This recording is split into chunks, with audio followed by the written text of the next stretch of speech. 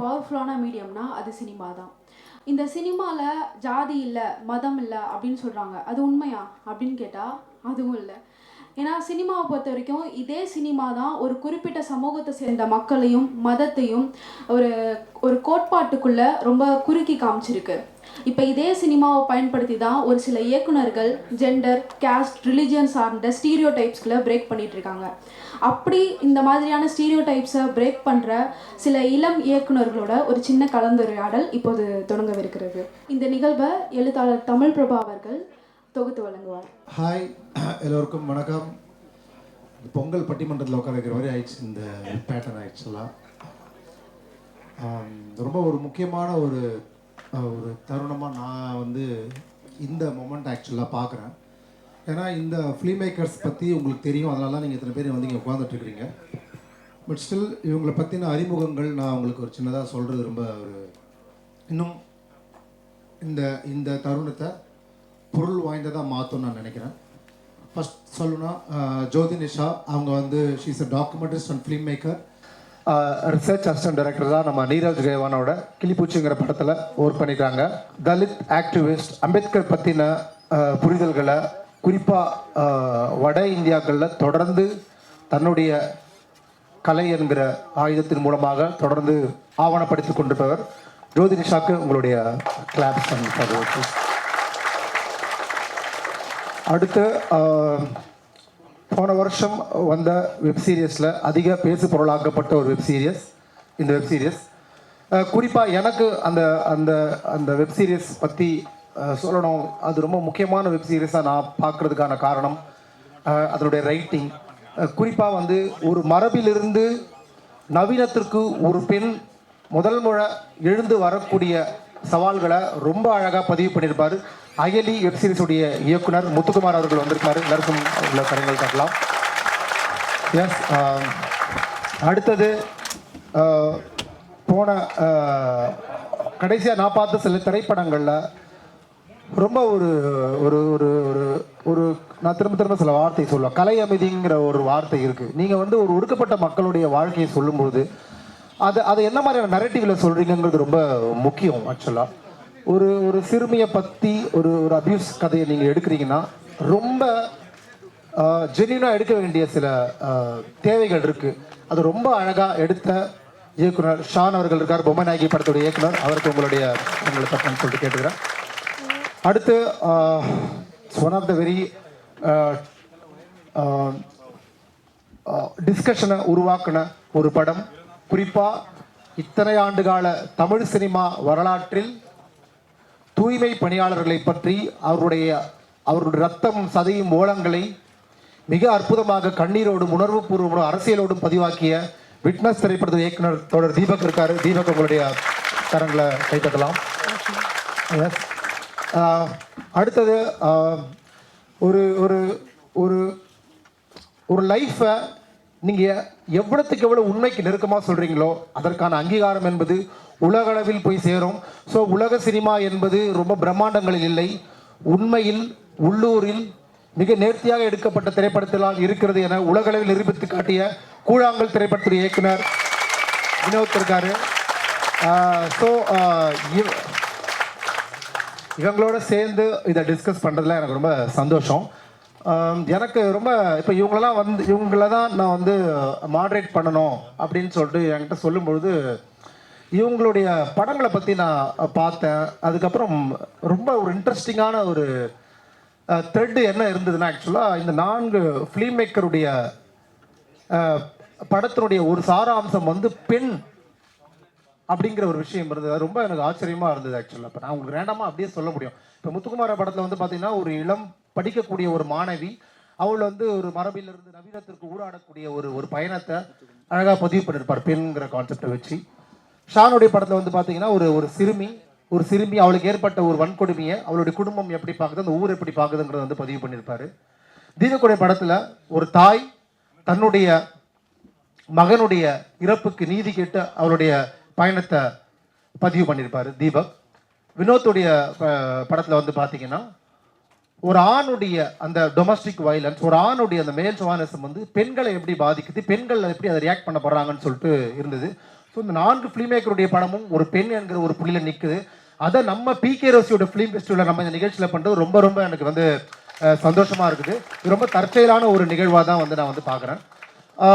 இப்போ இந்த நிகழ்வு வந்து நம்ம டிப்பிக்கலாக ரொம்ப ஒரு இன்டர்வியூ மாதிரிலாம் இல்லாமல் ஒரு கலந்துரையாடலாம் மாற்றலாம் அப்படிங்கிற ஒரு எண்ணம் தான் எனக்கு இருந்தது. ஸோ ரேண்டமாக ஃபஸ்ட்டு யாருக்கிட்ட இருந்து ஆரம்பிக்கிறது? சபுத்தி மாதிரி தான் போடணுமா இல்லை முத்துக்குமார்? யா ஃபர்ஸ்ட் ஓகே, ஜோதி நிஷா கிட்ட வந்து நான் வந்து கேட்குறேன்.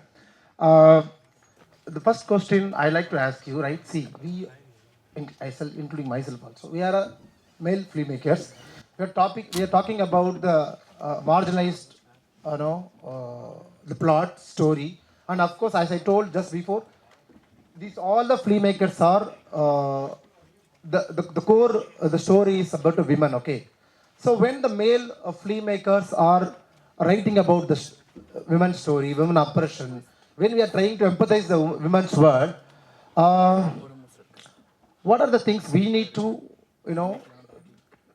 into the concern about while writing, while making the filmmaking? As a women filmmaker, we like to, get from you. Okay. Hi. I think question is of ideology. It is nothing else. Because if you look at who is untouchable, so all the people who are on the fourth varna, they are untouchable, and that's where women are also there.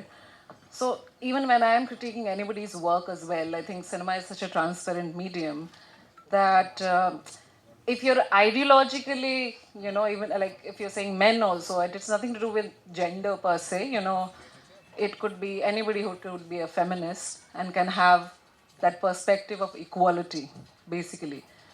So, yeah, if you are driven by Brahminical ideology, that will show. If you're driven by or Ambedkarite or Periyar's ideology, that will show. So I think because cinema is an ideological state apparatus, it is very important, and I think it shows the kind of women that filmmakers create. So it's almost like male gaze, right? It has nothing to do with is the woman. A woman can also have a male gaze, correct? So in that same sense, you might be a man or a woman might be telling a story about a woman, but you can also have that male gaze or a Brahminical gaze. So I think it's a question of ideology. So if you understand the ideological perspective, why are you telling a person's story, and the kind of equality or equity that we keep talking about, I think, yeah, that's my answer. Can I add another question very close to this? For example, as a non-Dalit filmmaker, okay, but he like to write about the Dalit story. He want to direct the Dalit story. He love the Dalit politics, okay. But while he making that movie, is there any strong criticism we can approach to them if something is wrong, or we can empathize them, or what are the things they have to keep in mind while taking a Dalit story? Because we cannot restrict them, otherwise it's very insider. So what is the approach we have to be very concerned as a non-Dalit filmmaker when they are taking the Dalit story? Yeah, I think same. The answer is same. It's ideological question, and I'm also an academic and have theorized to theories, and I'd like to talk about it. So the first is called as Indian cinema and Bahujan spectatorship. And what is spectatorship? When Bahujans consume cinema where there's marginalized representation or gender or sexuality that has been explored by the popular culture, when they look at it. Because I think like beyond anything else, I think one should approach it as a rational person. So when I watched cinema of popular culture, I didn't have a great feeling. I thought you are really distorting our culture or appropriating it, or I just felt repulsed. So and that feeling was not comforting, basically. Like if you're going to play with my dignity and integrity, trust me, I won't be polite. And I am like that. So first theory is this Bahujan spectatorship. So I think it's very important for the popular storytellers to know what is our experience of when we consume their cinema, the kind of representation they have been getting. I think it's a responsibility, and I'd like to expect that kind of accountability, because if there's no accountability, there can't be any kind of change. Secondly, my second theory is about the oppositional Bahujan agency, which kind of again looks at, it's an sequel to Virgin Spectatorship. It talks about, so first we saw and then we started creating. That's the opposition agency is about, where it challenges the aesthetics of Natya Shastra. So my theorization is this, that if you're looking at the representation of marginalized people, gender, sexuality, then you have to explore a very non-Brahminical experience, and the methodology has to be in Ambedkarite. So if you're going to explore marginalized representation, then you have to go through an Ambedkarite epistemology, basically, to look at the representation. Then it could be costume, makeup, your set design, your stories, your everything, because Natya Shastra goes against, it's kind of like it's everywhere, right? It's in cinema, it's in sets construction, it's in architecture, it's in costume, makeup, culture, everything else. Now, that's not my aesthetic and that's not my culture. So I feel, because I'm an Ambedkarite and, it's about the dignity and, self-respect movement, so I felt there has to be a method. So that's why I theorize these basically methodologies, which anybody can apply. You can apply, I can apply, any upper caste person can apply. But the point is, are you looking at it from a rational perspective? So long I think anybody would be ready and willing and will have the intention, will surely go that way. And if they don't, then cinema as an ideological state apparatus, it shows. Thank you. Great answer, Shri. According to this, I turn to Muthukumar. Muthukumar, இப்போ வந்து நீங்கள் உங்களுடைய முதல் படைப்பு இதுதான் அப்படிங்கிற பட்சத்தில் ஒரு ஈஸி சாய்ஸ். நீங்கள் சினிமாவுடைய போக்கை நம்ம பார்க்கும்பொழுதுன்னு வச்சுக்கோங்களேன், ரொம்ப ஒரு பெரிய ஆடியன்ஸ் இன்றைக்கி திரையரங்களுக்கு வரணும்னா ஒரு பொழுதுபோக்கு அம்சங்கள் நிறையா இருக்கணும். ஒரு லார்ஜர் தன் லைஃப் படங்கள்லாம் எனக்கு பெரிய வரவேற்பு இருக்குதுங்கிற ஒரு டாக், ஒரு நரேட்டிவ் இங்கே கட்டமைக்கப்படுது. அந்த படங்கள் ஜெயிக்கவும் படுது. உதாரணத்துக்கு இந்த வருஷத்தில் ஓடின படங்களை எடுத்துக்கிட்டோம்னா, கடந்த ஒரு 8 months ஓடின படங்கள், ஒரு லார்ஜ் வயலன்ஸ் அந்த படங்கள் இருக்குது. இல்லாட்டி பெரிய பிரம்மாண்டங்கள் அந்த திரைப்படங்கள் இருக்குதுன்னு வச்சுக்கோங்களேன். இப்போ உங்களை மாதிரியான ஒரு சமூக அரசியல் பார்வை கொண்ட இயக்குனர் அந்த ஏரியாவை அட்டன் பண்ணுறதுக்கான சவால் என்ன? இந்த மாதிரியான சமூக அரசியலோட பிரம்மாண்டமாக நம்மளால் சொல்ல முடிகிறதுக்கான சாத்தியம் இருக்கா, ஒரு பெரும் மக்கள் திரையங்களுக்கு வர வைக்கிறதுக்கு? இல்லை, எனக்கு அப்படி ஒன்று பார்க்குறதுல எனக்கு ப்ராப்ளமாக இல்லை. சேம் டைம் வந்து இதுக்கும் அதே போல் ரீச் கிடச்சிருச்சுன்னா இட்ஸ் ஓகே. ஏன்னா அதில் வந்து அது மாதிரி பெரிய படம் பண்ணும்போது அதில் ஒரு சாகசத்தன்மை இருக்கு இல்லையா, அது நமக்கு ரொம்ப பிடிச்சிருக்கு. ஏன்னா நம்ம அப்படி தான் சொல்லி வளர்க்கப்படுறோம். சின்ன வயசுலேருந்தே நமக்கு சொல்கிற எல்லா கதைகளுமே சாகசமான கதைகள் தான். சாதாரண கதையை சொல்லி நம்ம குழந்தைகள் கட்டுப்படுத்த முடியாது. அப்படி இப்படின்னு சொல்லி தானே. ஸோ அப்படியே நம்ம we been thought like that. So அப்போ நமக்கு என்ன தோணுன்னா, நம்ம பார்க்கும் பொழுதும் நம்ம லைஃப்பில் சந்திக்காத ஏதோ ஒரு எக்ஸ்ட்ரஸி நமக்கு தேவைப்படுது. ஒரு ரிலீஃபாக தான் நம்ம ஆர்வம் பார்க்குறோம். நமக்குள்ளே வந்தால் அது வேறு, நம்ம ஒன்றத்தை சொல்லணும், நமக்கு தூண்டிக்கிட்டே இருக்கிறத நம்ம சொல்ல ட்ரை பண்ணுறோம். பட் பார்க்குற ஆடியன்ஸ் அதுக்காக வரல. அவங்க லைஃப்லேயே ஏற்பட்ட பிரச்சனை இருக்குது போதும் அப்படின்னு வரும்பொழுது வி ஆர் ட்ரைங் டு அந்த இடத்துக்குள்ளே ஏதாவது ஸ்வீட்டாக ஏதாவது சொல்லிட முடியுமா அப்படின்னு தான் நம்ம ட்ரை பண்ணுறோம். ஸோ இதில் வந்து எல்லா வே ஆஃப் மேக்கிங்கும் ரொம்ப அவசியம் தான் நினைக்கிறேன். ஏன்னா பிகாஸ் அந்த மாதிரி ஒரு ஃபிலிம்ஸ் என்ன பண்ணணும்னா, உங்களுக்கு தேட்டருக்கு க்ரௌடு வர வைக்கிற ஒரு கல்ச்சர் வச்சுருக்கோம் இல்லையா. ஸோ கண்டினியூஸாக க்ரௌடு வந்து தேட்டருக்கு வந்து போகணுங்கிற ஒரு லைஃப் ஸ்டைலுக்குள்ளே ஒரு பேட்டர்னாக அதை வச்சுருக்கு, உதவுது. அந்த ஃபார்மெட்டை நம்ம எடுத்துக்கிறோம். முடிஞ்ச வரைக்கும் நம்ம அப்படி வர்ற மக்களை எப்படி இந்த பக்கம் கொண்டு போகிறது அப்படின்னு ட்ரை பண்ண போகிறோம். ஸோ நம்ம அதை ஒதுக்கிட்டோ அதை வேணான்னு சொல்லிட்டோ அதுக்கு அப்போசிங்காகவோ நம்ம எடுக்கிறது எனக்கு எந்த விதத்துலையும் யூஸ்ஃபுல்லாக இருக்கும் ஆர்ட் ஃபார்முக்குன்னு எனக்கு தோணலை. ஸோ அதுலேருந்து எப்படி இதை மாற்றுறது அப்படின்னா, அதை தான் எல்லோரும் க்ராக் பண்ண ட்ரை பண்ணிகிட்டு இருக்கோம்னு நினைக்கிறேன். ஒவ்வொரு ஃபிலிமுக்கும் அதை பண்ணுறப்போ வந்து எப்படி வந்து அந்த ஃபிலிம்ஸ் பார்க்குற ஆடியன்ஸுக்கு நம்ம கொண்டு போய் சேர்க்கறது தான் முயற்சி பண்ணுறோம். நானும் முடிஞ்ச வரைக்கும் அதை ஒரு ராஜதான் லைஃப் ஸ்டோரியாக சொல்லணும்னு தான் முடிஞ்ச வரைக்கும் எங்கேஜிங்காக சொல்லணும்னு தான் ஆசைப்பட்டேன். எனிதிங் கேன் பி ஒரு இன்ட்ரெஸ்டிங்காக இருந்துருச்சுன்னா மக்கள் எல்லாத்தையுமே பார்த்துருவாங்க. அப்படி தான் அவங்க சொல்கிறாங்க.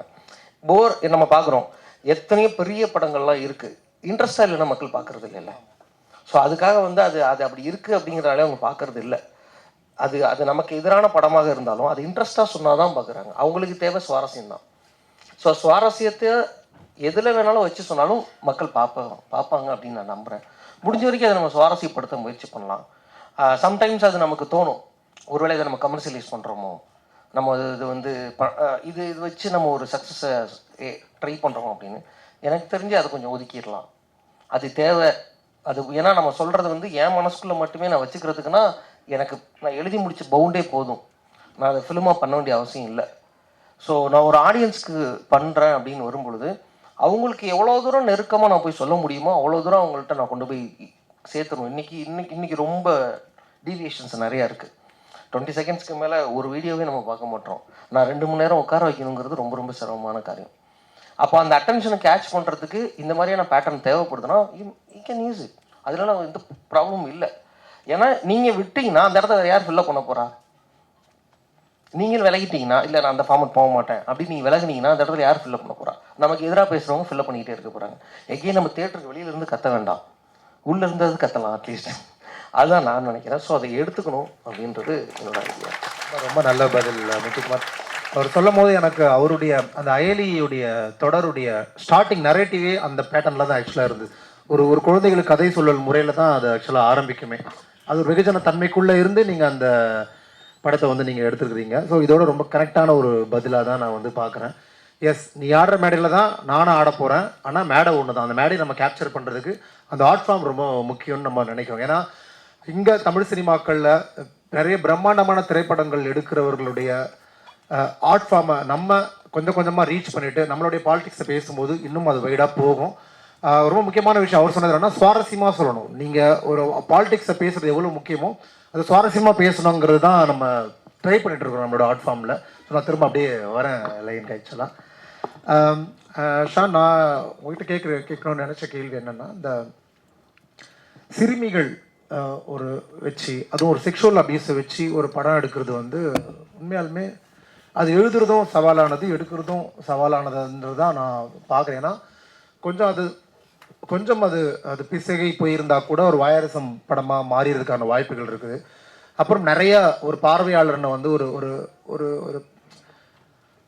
ஒரு ஒரு பாவர்ட்டியை ரொமான்டிசைஸ் பண்ணுறோமோ அப்படிங்கிற அம்சங்கள்லாம் இருந்தது. பட் ஆனால் உங்கள் படத்தில் நீங்கள் அதை வந்து ரொம்ப கவனமாக தவிர்த்தீங்க.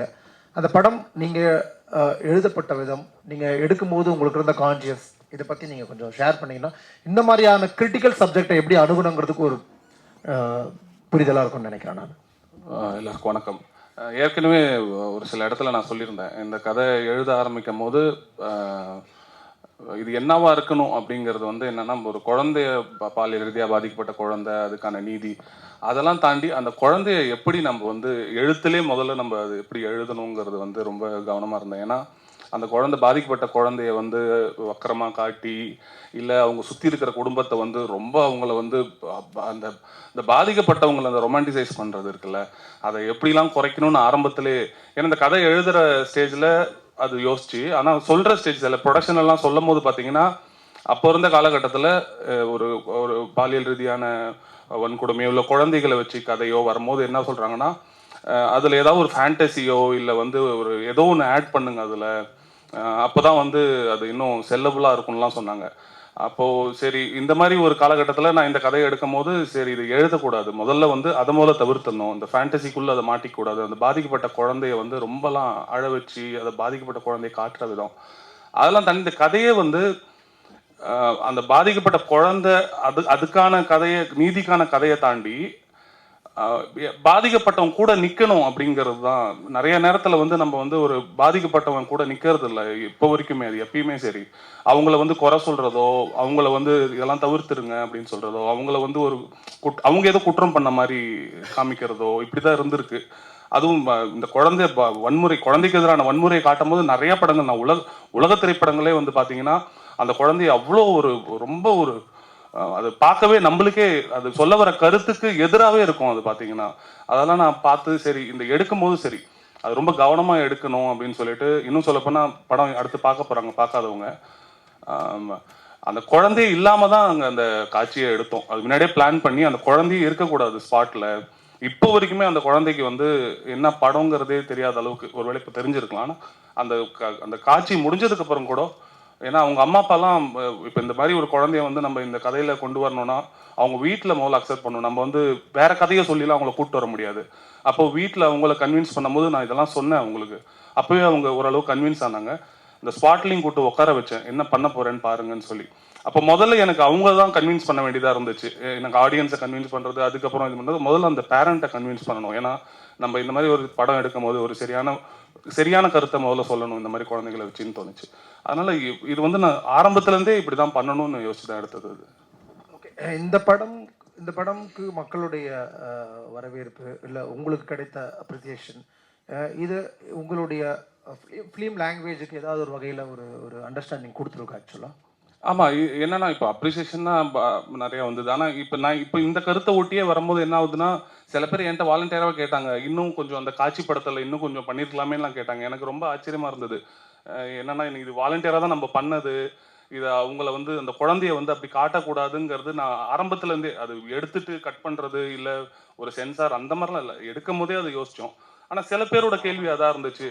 அப்புறம் இன்னும் சில பேரோட கேள்வி வந்து அந்த பாதிக்கப்பட்ட குழந்தையோட அப்பா அம்மாவை வந்து ரொம்ப கதற விட்டுருக்கணுமே எல்லாம் சொன்னாங்க. எனக்கு அதில் பெருசாக உடன்பாடே இல்லை. எனக்கு அவங்கள கதறி அவங்க கதறலை வந்து காட்சிப்படுத்தி அதை வந்து படமாக்குறதுல எனக்கு அதில் இந்த கதையில் வேணான்னு தோணுச்சு. அதை மீறி இவங்க வந்து அந்த குழந்தைக்காக நின்னாங்க, எந்த இடத்துல நின்னாங்க, அந்த நீதிக்கான போராட்டத்தை காட்டணும்னு நினைச்சேன். அது நிறைய பேருக்கு வந்து பிடிச்சிருந்தது. அந்த நீதிக்கான போராட்டம் அவங்க கையாண்டது வந்து கரெக்டாக இருக்குன்னு. ஆனால் சில பேரோட கேள்வி இதை ஒட்டியே இருந்துச்சு. இதை இன்னும் கொஞ்சம் நீங்கள் இன்னும் ரொம்ப நல்லா இன்னும் காமிச்சிருக்கலாமேங்கெல்லாம் கேட்டாங்க. எனக்கு அது டிஃபர்ஸ்ண்ணே, உங்களுக்கு ஒப்பீனியன். எனக்கு ஆனால் நான் பண்ணது சரின்னு தான் எனக்கு தோணுது. சரின்னு தோணுது. சூப்பர் ஷான், ரொம்ப நன்றி. ஆம், தீபக் தீபக் அதான் நான் முன்னாடியே சொன்ன மாதிரி ஒரு ஒரு ஒரு ஒரு இத்தனை ஆண்டு கால தமிழ் சினிமா வரலாற்றில் எத்தனையோ ஒரு ஒரு டிசிக்னேஷன் உங்களை பற்றி நிறையா திரைப்படங்கள் எடுக்கப்பட்டிருக்கு. ஆனால் தூய்மை பணியாளர்களை வச்சு இவ்வளோ ஒரு எல்லா விதமான அம்சங்களும் உரையாடலும் வச்சு நீங்கள் அந்த படத்தை எடுத்துருக்கிறீங்க. இப்போ நம்ம முத்துக்குமார் சொன்ன மாதிரி இது ஒரு வெகுஜன மக்கள் போய் பார்க்கணும் சேரணுங்கிறதான் நம்மலாம் வந்து பேசுகிறோம் செய்கிறோம். ஆனால் எனக்கு ஒரு சும்மா இப்போ ரேண்டமாக நான் யோசிக்கும் போது எனக்கு தோணுச்சு, அயலியாக இருக்கட்டும், இப்போ உங்கள் படமாக இருக்கட்டும், இப்போ கூழாங்கல்லாக இருக்கட்டும், இதோடைய பிஸ்னஸ் ப்ராசஸ் பற்றி நான் பேசலை. ஆனால் ஒரு வெகுஜன மக்களுக்குள்ளே இது போகாமல் நம்ம ஒரு ஓடிடிக்குள்ளே இருக்கிறோம். அப்போ வந்து இந்த பாலிட்டிக்ஸை வந்து நம்ம இந்த பாலிட்டிக்ஸ் உள்ள திரைப்படங்களை ஒரு டைரக்டர் எழுதுறதில்ல, ஒரு டைரக்டர் எடுக்கிறதில்ல, அதை அப்ரோச் பண்ணுறதில்ல, நிறைய சவால்கள் இருக்குதா? இது உங்களை டயர்டாக இருக்குதா? இல்லை எப்படி அது பார்க்குறது? அதை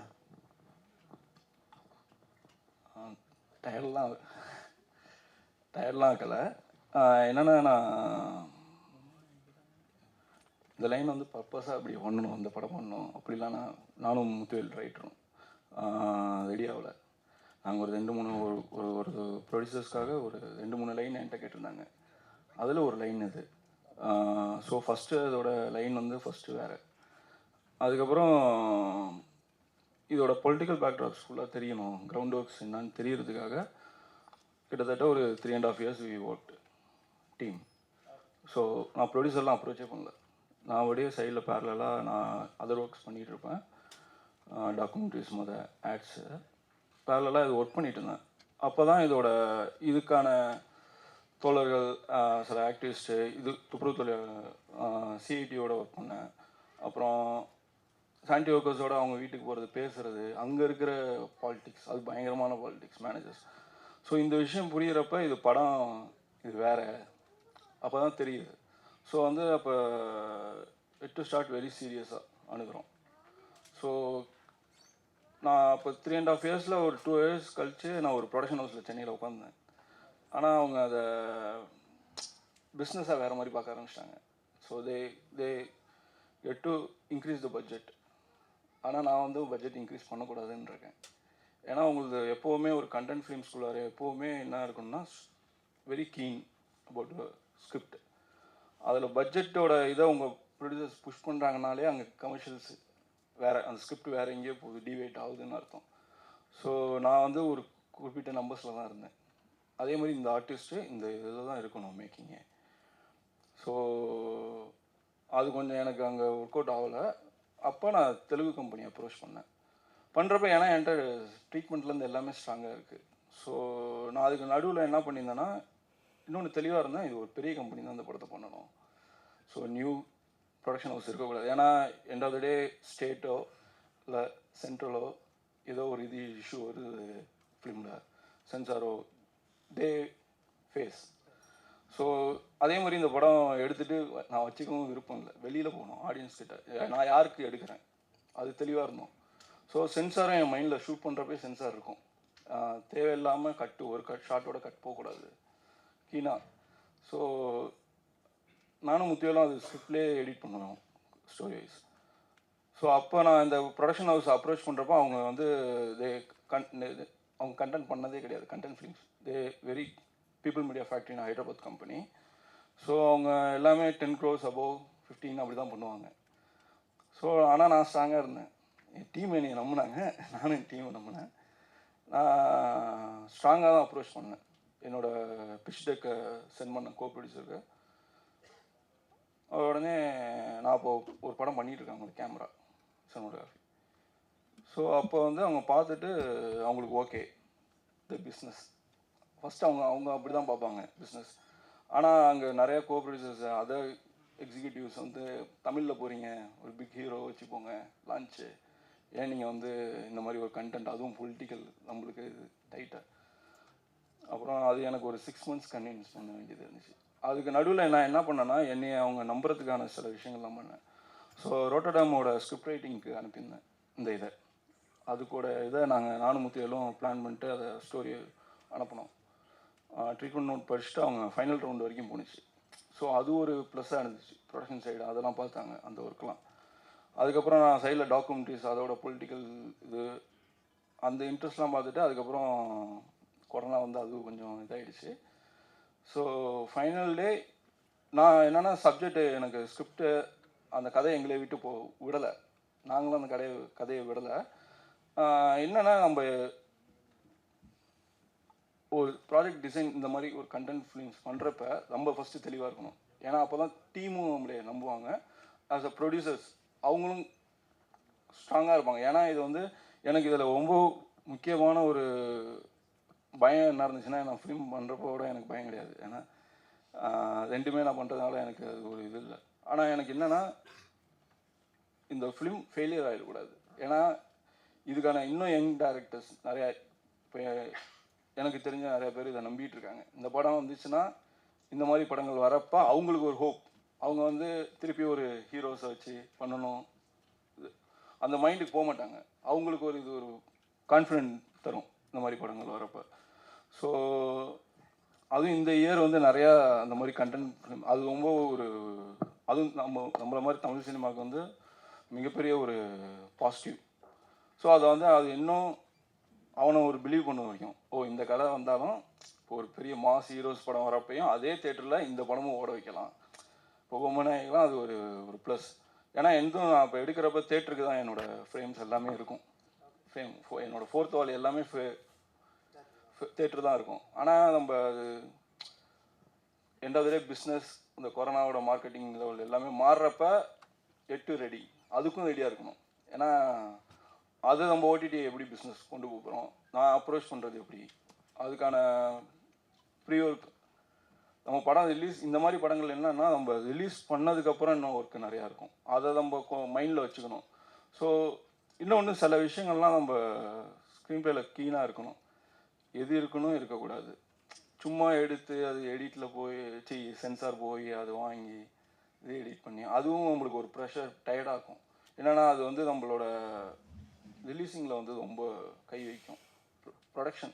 இப்போ என்னோட இதில் என்னென்னா ப்ரொடியூசர் ஒரு ஸ்கிரிப்ட் கேட்டாங்க, ஒரு சில டவுட்ஸ் கேட்டாங்க, ஒரு 14 டவுட்ஸ், அதை நானும் ரைட்டரும் அனுப்பணும். ஸோ அவங்க கிளாரிட்டி அது என்னோடய செட்டுக்கு வந்ததே கிடையாது. அவங்க ஃபஸ்ட் நாள் கூட எனக்கு இபி ஒரு 1 week வந்திருக்காரு, அவ்வளோதான். ஸோ எல்லாமே அவங்களுக்கு ஃபீட்பேக்ஸ் போகும் டே டு டே. ஸோ அதே மாதிரி நான் ஷூட் கன்சைனும் நம்மளுக்கு ரொம்ப தெளிவாக இருக்கணும். ஏன்னா இப்போ ஒரு கம்பெனி கிடச்சிருச்சு இந்த மாதிரி படங்கள் மேஜராக நம்ம வந்து டைட்லி அந்த பட்ஜெட்ஸில் தான் இருக்கணும். கால் ஷீட்ஸ் எல்லாமே நான் இப்போ போட்ட 30 டேஸ்னால் 28 டேஸில் முடித்தேன்.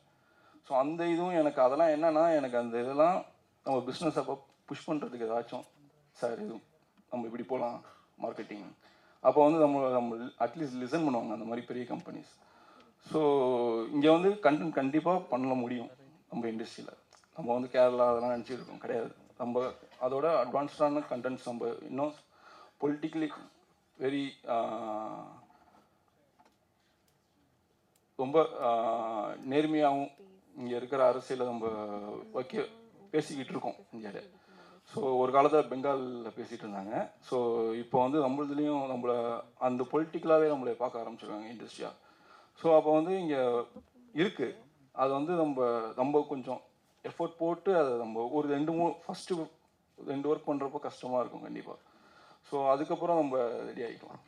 சூப்பர் தீபக் இவ்வளோ ஒரு அப்டாக்கிள்ஸை கடந்து இந்த அரசியலை பேசணுங்கிறது இவ்வளோ தடைகளை தாண்டி அவர் பண்ணியிருக்கிறாரு.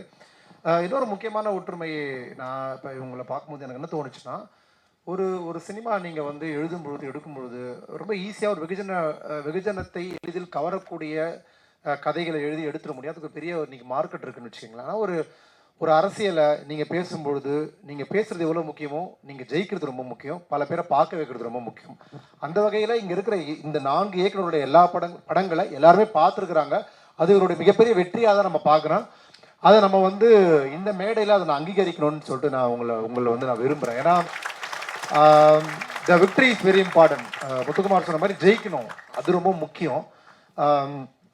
டு வினோத் கிட்ட ரொம்ப எனக்கு இன்ட்ரெஸ்டிங்கான கேள்வி என்னென்னா, வினோத் வந்து நீங்கள் வந்து ஒரு மதுரை மாதிரியான ஒரு வெட்கை நிறைந்த ஒரு மண்ணில் இருக்கிற ஒரு மனிதனை பற்றின கதையை நீங்கள் வந்து சொல்கிறீங்க. ஒரு எளிய மனிதனுடைய வாழ்க்கையை சொல்லும் பொழுது அதுக்கு நீங்கள் தேர்ந்தெடுத்த திரைமொழி இருக்குதுல்ல, அந்த கதையை நீங்கள் எப்படி நரேட் பண்ணணும்னு சொன்ன விதம் வந்து it is very pre plan that you want to take this movie to the festival. இல்லாட்டி வந்து ரேண்டமாக, ஏன்னா நீங்கள் இதை எடுத்துக்கிறது ஒரு மணி நேரம் தான். இந்த படத்துடைய ஃபிலிம் லாங்குவேஜ் வெரி ரொம்ப ஒரு யூனிக்கான ஒரு ஃபிலிம் லாங்குவேஜ் வச்சுக்கோங்களேன். அப்போ ஒரு எளிய மனிதருடைய கதையை இந்த ஃபிலிம் லாங்குவேஜில் சொல்கிறதுங்கிறதுடைய உங்களுடைய பார்வையை கொஞ்சம் சொன்னால் ரொம்ப நல்லாயிருக்கும்னு எனக்கு தோணுது. எல்லோருக்கும் வணக்கம். இல்லை, நான் ஃபஸ்ட்டுனா இது எனக்கு நிறையா வாட்டி சொல்லிட்டேன், நான் இந்த ஃபெஸ்டிவலுக்கு போகணும் அந்த ஐடியா இல்லை. இந்த டைம் டூரேஷன் நாங்கள் கணக்கு வைக்கல. அந்த கதை வந்து முதல்ல ஒரு ரிவெஞ்ச் ஸ்டோரியாக தான் மைண்டில் உருவாச்சு. நம்மளோட டூல் மீடியம் வந்து சினிமா, இது மூலிமா நம்ம வந்து பர்சனல் ரிவெஞ்சாக ஏதோ ஒன்று பண்ண முடியும் அப்படின்னு நான் நினச்சிருந்து தான் ஸ்டார்ட் ஆச்சு. ஆனால் இது சம்மந்தமாக போய் ரிசர்ச் பண்ண, இது போய் தேட தான் தெரிஞ்சு இந்த கோபம், இந்த ஆத்திரம், இதெல்லாம் வந்து அங்கே இருக்கிற என்வால்மெண்ட்டு, அங்கே இருக்க அட்மாஸ்பியரு, அங்கே இருக்க அந்த நிலம், அந்த வெக்க, இதெல்லாம் சேர்ந்து தான் ஒருத்தவனை வந்து போர்ட்ரேட் பண்ணது டிசைன்குள்ளே கொண்டு வருது. ஸோ அப்போ தான் எனக்கு தெரிஞ்சு இது இவனோட இது கிடையாது, சிங்கிளாக ஒருத்தனை போய் தனியாக போய் நீ ஏன் இப்படி பண்ணுறேன்னு தனிப்பட்ட மனிதனை நம்ம குறை சொல்கிற படமாக இது இருக்கக்கூடாது அப்படின்னு சொல்லி தான் அந்த லேண்ட்ஸ்கேப், அந்த மொழி எல்லாமே எனக்கு அங்கேருந்து கிடைச்சது தான். இது இன்னும் எங்களோட ஒன்றுமே இல்லை. நாங்கள் போய் அங்கே இருந்து அங்கே இருக்க சில விஷயங்களை பார்த்தோம், கேட்டோம், அவ்வளோதான். அதான் இது டைமும் 1 மணி நேரத்துக்குள்ளே வந்தது வந்து எங்கள் ஈஸியாக எங்களால் வந்து இன்னும் எதாவது எடிட்டருக்கு தெரியும், எங்கள் எடிட்டரு ஈஸியாக எங்களால் வந்து இது கொண்டு வந்துருக்க முடியும். இன்னும் எங்களால் சீன்ஸ் எங்களுக்கு இவ்வளோ தான் போதும்னு எங்களுக்கு தோணுச்சு. அந்த கான்ஃபிடென்ட் தான் எங்களுக்கு இருந்துச்சு. ரொம்ப மினிமமாக தான் போய் இவர் சொன்ன மாதிரி இந்த மாதிரி படங்களுக்கு வந்து வெல் பிளான் ரொம்ப முக்கியம். நாங்கள் ஷார்ட் டிவிஷன், ஸ்டேஜிங்கு எல்லாமே பண்ணி வச்சுட்டு போய் ஒரு 70-80 டேஸில் முடிச்சுட்டு வந்துட்டோம் நாங்கள். அதுதான் எங்கள் ப்ரொடியூசருக்கும் எங்களுக்குமே ரொம்ப ஒரு உறவாக இருந்துச்சு. சிம்பிளாக போனாங்க, முடிச்சுட்டு வந்துட்டாங்கன்னு. அதுக்கு முன்னாடி நாங்கள் ஒரு 2.5 வருஷம் உட்காந்து போய் அங்கே போய் ரிசர்ச் பண்ண இதெல்லாம் வந்து நாங்களே எங்களை பார்த்துக்கிட்டு தான் ஒர்க் பண்ணோம். அந்த எந்த எதிர்பார்ப்பும் கிடையாது. எங்களோட கோர் ஐடியாவே என்னவாக இருந்துச்சுன்னா, இப்படி ஒன்று எடுப்போம், மனசுக்கு பிடிச்சிருக்கு அப்படின்ட்டு. அப்புறம் எனக்கு சினிமா வந்து விஷுவல் மீடியமாக தான் நான் பார்க்குறேன். அதை சரியாக பண்ணிட்டோம்னா அது இந்த மெயின் ஸ்ட்ரீமாக எனக்கு இந்த ஆர்ட் ஃபிலிம் இதுக்கு எந்த இது எனக்கு தெரியாது. எங்கேஜிங் ஆன்ஸாக எல்லோரும் பார்ப்பாங்க, அவங்கள்ட்ட கொண்டு போய் சேர்த்துட்டோம்னா போதும். ஸோ அது மட்டும் தான் என்னோட தாட். ஏன்னா டெக்ஸ்ட்லேருந்து ஏன் விஷுவலாக மாறணுன்ற நம்மளுக்கு ஒன்று இருக்குல்ல, திரும்பி டாக்கியாகவே இதாகவே எனக்கு கொஞ்சம் டாக்கி கம்மி பண்ணி விஷுவல்ஸ் தான் ஃபுல்லாக போர்ட்ரேட் பண்ணணுன்னு தான் என்னோட ஐடியா. அதுக்கு இந்த கதையும் எனக்கு பொருத்தம் அமைஞ்சிச்சு. அதை அப்படியே எடுத்து இவ்வளோ தூரம் கொண்டாண்டோம். சூப்பர் வினோத். நீங்கள் கண்டிப்பாக வினோத்துடைய படங்கள் பார்க்காதவங்க பாருங்கள். எனக்கு என்னென்னா இப்போ இந்த படம் வந்து ஒரு ஒரு உலக அளவில் நிறைய ஸ்க்ரீன் செய்யப்பட்டதில்ல. அந்த இப்போ நீங்கள் த ஃபிலிம் லாங்குவேஜ் இஸ் யூனிவர்ஸ்ன்னு சொல்லுவாங்க இல்லையா? அந்த மாதிரி தமிழர் அல்லாத அல்லது இந்தியர் அல்லாத ஒரு திரை ஆளுமையுடைய பார்வை இந்த படத்தை பற்றி சொன்னது உங்களுக்கு ஏதாவது நீங்கள் ஷேர் பண்ண முடியுமா? எனக்கு நிறைய பேர் சொல்லியிருக்காங்க. ஓகே. அதில் பேபிள்னு சொல்லிட்டு இன்னொருட்டியோட அவரோட ப்ரொடியூசர் அனாமிஸ் கண்டென்ட் சொல்லி அவங்க வந்து நான் ரொமானியாவுக்கு போயிட்டு வந்தபோது அங்கே மீட் பண்ணாங்க. அவங்க தான் அங்கே ஜூரியாக இருந்தாங்க. அவங்க வந்து இந்த படத்தை பற்றி பார்த்து பேசுனது, அவங்க பெரிய ஆளுக்கெலாம் விட்டுலாம், எனக்கு அவங்க கூட ஓகே தான். எனக்கு ரொம்ப ஒரு பாட்டி வந்து இந்த ஸ்டோரி என்னோட லைஃப்பில் நடந்திருக்கு, உனக்கு எப்படி தெரியும் அப்படின்ற மாதிரி கேட்டுச்சு. ஸோ எனக்கு நானும் ஒரு நாள் வந்து என்னோட ஹஸ்பண்ட் வீட்டிலேருந்து நான் வந்திருக்கேன் அப்படின்னு சொல்லுச்சு. ஸோ அதுவே எனக்கு ரொம்ப சந்தோஷம். அந்த மாதிரி நிறைய பேர் அங்கங்கே பேசியிருக்காங்க. சூப்பர் வினோத். ஏன் அந்த கேள்வி கேட்டேன்னா, ஒரு மதுரையில் இருக்கிற ஒரு கிராமத்தினருடைய கதை வந்து இந்த திரைமொழி ஒரு சர்வதேசத்தை அளவில் போய் ரீச் ஆகுதுன்னா அந்த ஆதாரமான உணர்வு பொதுவானது தானே இருக்கும். அந்த உணர்வை நீங்கள் கனெக்ட் பண்ணிட்டீங்க அப்படிங்கிறத நான் தெரிஞ்சுக்கணும்னு சொல்லிட்டு இந்த மேடையில் வந்து நான் வந்து டொமஸ்டிக் வயலன்ஸ்ன்றது எல்லாருக்கும் அங்கே ஒன்றா தான் இருக்குது. நான் எடுத்துக்கிட்ட இங்கே நம்ம லேண்ட்ஸ்கேப் தான் இங்கே மதுரை, அந்த அரட்டைப்பட்டி அந்த சைடு. டொமஸ்டிக் வயலன்ஸ் அங்கே எல்லாம் தாண்டி போய் அப்படியே கனெக்ட் ஆகி அது போய் தான் அது. சூப்பர் வினோத். தீபக் கிட்ட அந்த ஒரு கேள்வி கேட்கணும்னு நினச்சேன் நான். As a cinematographer and director of this movie, விட்னஸில் வந்து எனக்கு ஒரு லைக் நீங்கள் நினச்சிருந்தா அது இன்னும் இப்போ ஷான்கிட்ட அதே கேட்ட கேள்வி தான். நீங்கள் எங்கேயுமே அந்த பையனை வந்து அந்த மலக்கிடங்களாம் இறங்குற மாதிரியான ஷாட் எங்கேயுமே காட்டல. உதாரணத்துக்கு ஒரு ஆப்ஷனாக சில பேர் என்ன பண்ணுவாங்கன்னா, அந்த கிடங்கு உள்ள இறங்குறது, அந்த மலத்தை காட்டுறது, அந்த பையன் அது உள்ளே எப்படி சாவுறாங்கிறத ஒரு விதமான ஒரு ஒரு ஒரு ஒரு நரேஷன் அது போயிருக்கும். பட் ஆனால் நீங்கள் அதை திட்டவட்டமாக தான் தவிர்த்தீங்க. ஆக்சுவலாக வெறும் சிசிடிவி, அந்த ஷார்ட்ஸ் இருக்கும், அந்த பொண்ணு இருக்கும், அந்த பையன் இறங்குறத மட்டும் தான் காட்டுவீங்க, செக்யூரிட்டி வந்து பார்ப்பாரு. ஸோ நீங்கள் அந்த நரேட்டிவ்குள்ளே போனதுக்கான ஒரு கான்ஷியஸாக நீங்கள் எடுத்த முடிவா எப்படி அது ஆக்சுவலாக? ஏன்னா இந்த மாதிரியான ஒரு மார்ஜினலைஸ் பீப்புளை பற்றின நீங்கள் ஒரு ஒரு ஒரு ஃபிலிம் மேக்கிங் பண்ணும்போது as she told that that that that அந்த டிக்னிட்டி பற்றி நம்ம பேசிகிட்டு இருக்கிறோம் இல்லைங்களா? யா, ஸோ அதை பற்றி நீங்கள் அதுவும் இந்த மாதிரி ஒரு ஸ்டோரிஸ் வந்து டிக்னிட்டி, ஹானஸ்ட் ரொம்ப முக்கியம். அஸ் அ ஃபிலிம் மேக்கர்னு கிடையாது, எந்த ஒரு ஆர்ட் மீடியமுக்கும். அது அவுட் சைடராக நான் இங்கே இப்போ எனக்கு அதுக்கு அது வந்து நான் சில ஒர்க்ஸ், மாஸ்டர்ஸோட ஒர்க்ஸ் பார்க்குறப்ப அவங்க என்ன பண்ணுறாங்க, அதை எப்படி காமிச்சிருக்காங்க. ஃபார் எக்ஸாம்பிள் கென் லோச், அவர் என்ன பண்ணியிருக்காரு, அவர் எப்படி காமிப்பார், அந்த ஒரு விளிம்பு நிலை மக்களை பேசுகிறப்ப அவர் எப்படி காமிக்கிறாரு. ஸோ அங்கே வந்து மெலோட்ராமா இருக்காது ஒரு இதில், ஸ்ட்ரெயிட் டு பொலிட்டிக்கல். இங்கே என்ன இருக்குது இந்த லேண்டில், அங்கே யூகேல. ஸோ அந்த இது இருக்கும். அப்போ வந்து முத்துவேல் ரைட்டிங்லேயே அது இருக்கும், அது இருக்காது. ஏன்னா நாங்கள் 2 பேரும் ரொம்ப கான்ஷியஸாக இருந்தோம். ஒர்க் பண்ணுறப்பையும் அது பேசுகிறப்ப அதை பற்றியான அந்த அரசியல் உரையாடல் தோழர்கள்கிட்ட இல்லை அந்த ஒர்க்கர்ஸ் கிட்ட பேசுகிறப்ப, சில ஆக்டிவிஸ்ட்டு அங்கே இருக்கிற இது பேசுகிறப்ப அதை நாங்கள் ஃபுல்லாக அது ப்ரீ ஒர்க்காக வச்சுக்கிட்டோம். பிகைண்ட் த ஸ்கிரிப்ட் ஒரு வேர்ல்டில் ஸ்க்ரீனிங் வச்சுக்கிட்டோம். ஏன்னா அது காமிச்சிட்டா அந்த படம் கிடையாது. அதை நான் அந்த படம் விட்னஸ் பண்ண அவசியமே கிடையாது. அது ரொம்ப தவறான ஒரு செயல் தான். அந்த மக்களை நான் என் மக்களை பற்றி பண்ணுறேன். ஸோ அது வந்து எனக்கு ஒரு நேர்மை இருக்கணும் ஃபஸ்ட்டு அந்த படைப்பில். இன்னொன்று அப்படி காமிச்சு தான் ஒரு பையன் இறந்துட்டான்னு நான் சொல்லிட்டேன். ஒரு 18 வயசு 20 வயசு பையன் இறந்துட்டான்னு, அவன் இறந்தது எப்படி பார்த்து தான் அவனுக்கு அப்படி வரணும்னா அப்படிலாம் வர தேவையில்லை ஒரு விஷயம். ஏன்னா அந்த இடத்துல நம்ம வந்து கோபமாகவே இருக்கலாம் ஆஸ் அ ஃபிலிம் மேக்கராக. இன்னொன்று நாங்கள்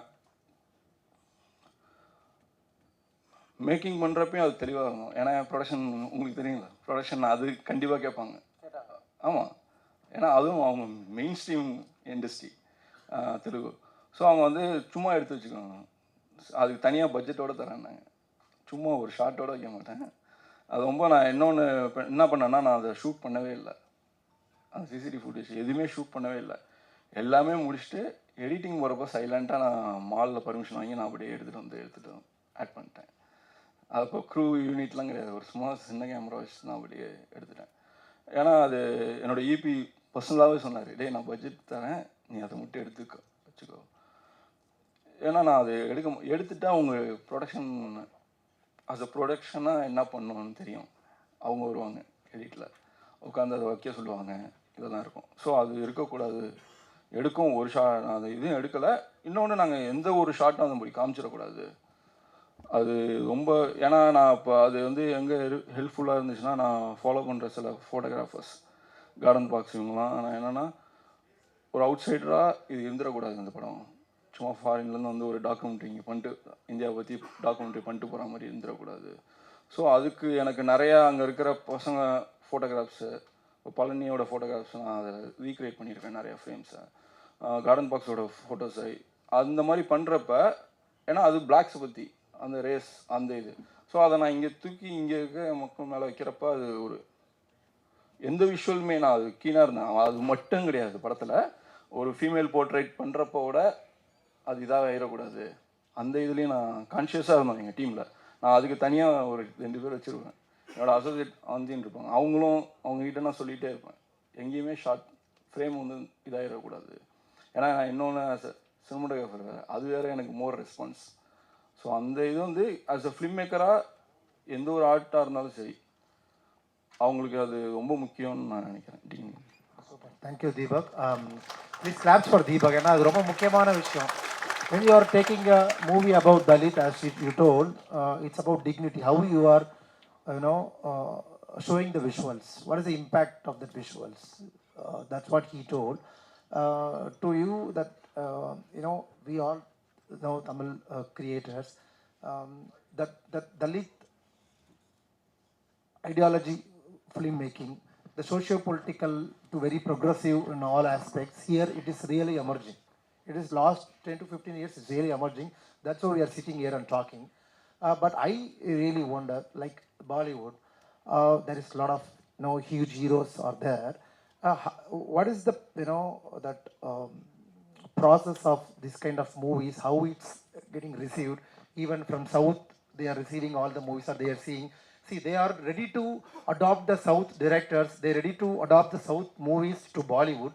But the thematic is very commercial. They are not ready to take the socio-political or Dalit activist movies to the Bollywood. So what is the game there about in all aspects?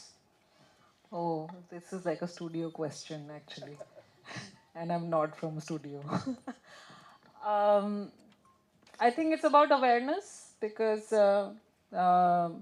we all were like our friends, we were also talking about it. I think Chennai has that history of anti-caste movement, and such thinkers have been here. So I think it's really ahead of any state in that sense, and that's the kind of cinema that, I mean, that's the kind of cinema that's coming. And of course, in Bollywood, like Neeraj is there, Nagraj made Jhund. I think the point is this, that I think they don't understand the politics. That is my understanding.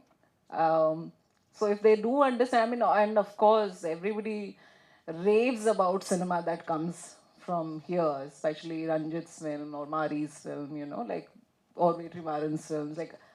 And I was a professor at Whistling Woods at the film school as a producing faculty. So we took our like students and friends and all of that, and the newer generation perhaps really want to, but the bigger game players, if they don't understand your stuff, then what will they say? That is the point. So I think again it comes down to that very rational, intentional question. So if you don't understand, I think if you don't understand your society and culture, you can't tell the story. So, and that's the kind of cinema that's happening in Bollywood.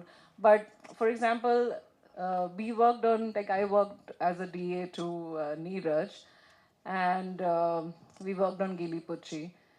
So, and I'll tell you, like, I'll try to share what was the process, when we were doing script reading and etc. And I read the script and I was like, hey, these people need to be taught about. There has to be like a workshop that has to be done first entirely with the crew, and then perhaps there can be a change. So I think it's also to do with the attitude. How do you, because it's almost like you don't know it, right? You don't know it, then you educate yourself. So I think it's that kind of a thought, if that comes.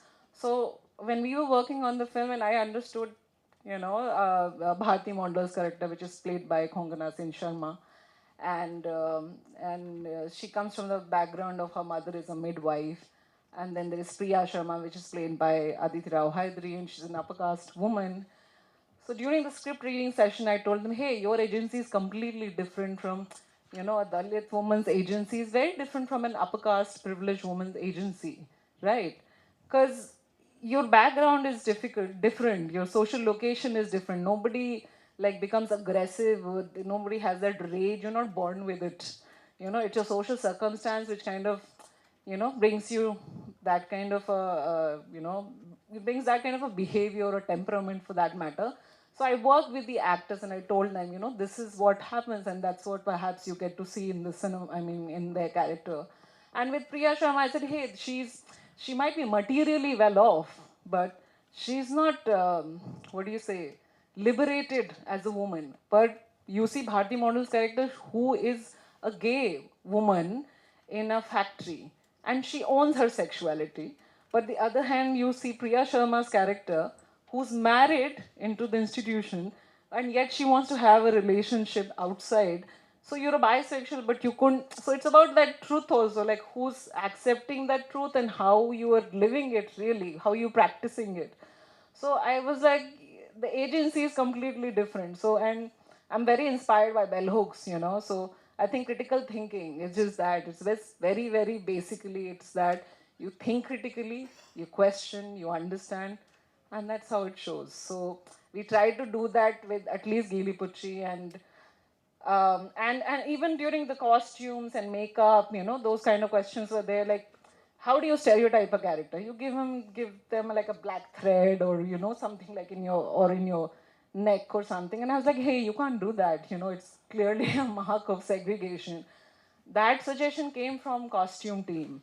Now I had to explain the HOD of the costume. I was like, no, you can't do that. So I mean, Neeraj was like really supportive of all of that, or makeup, for example. And they were like, so the costume people or makeup artists, they said, oh, we can give some, like we can dirty their nails. So I was like, no, you can't do that.